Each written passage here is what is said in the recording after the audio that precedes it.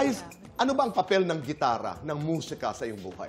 Nako, para po sa akin, ito ang nagsilbing inspirasyon ko, especially when I was 16 years old, na I was trying to figure out what I want to do sa buhay ko. Okay. Parang nagsilbing moral compass ko siya. Kasi through music, na ang dami kong natutunan sa buhay. Katulad? About empowering yourself.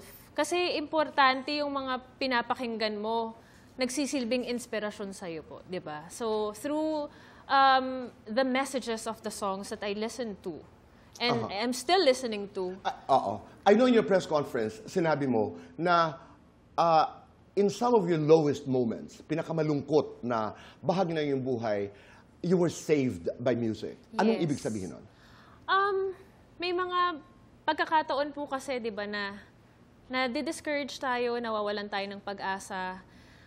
Personally, may time sa buhay ko na nawala yung lolo ko.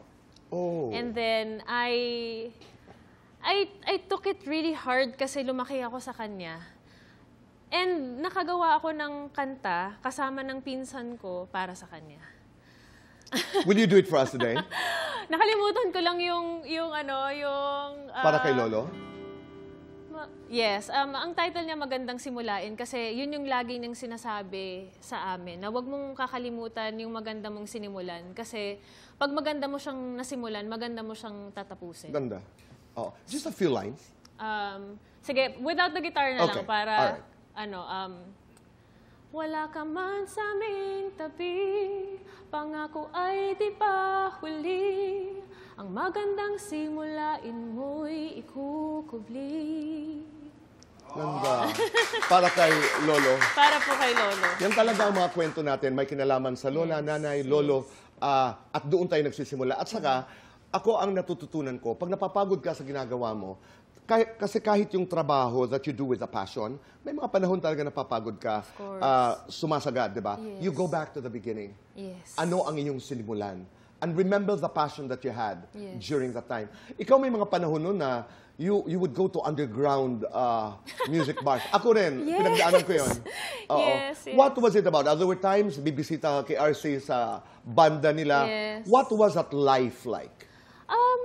I just feel like it's a different world for me. Kasi parang iba yung mundong ginagalawan ko sa telebisyon, sa pelikula. Pero yung mundo ng musika at yung mga lugar na pinupuntahan ko para makapanood ako ng live music, hindi ko siya makukuha sa mundo na ginagalawan ko. What are you talking about? Are you talking about freedom? Are you talking about being able, makakatili ka kahit kailan? Makakaiyak ka, makakasigaw ka? Yes, makakapagsuot ako ng mga gusto kong damit. Yung Yun. ganun. Kasi sa mga roles, parang being a celebrity, you have to look a certain way. You have to look presentable. But if I go to these places, okay lang kahit wala akong makeup, okay lang kahit naka-rubber shoes ako, okay lang kahit naka-t-shirt ako, or whatever that I feel like, I can express myself freely. And if you were to do a song from that era of your life, do us a song nga, mula Okay.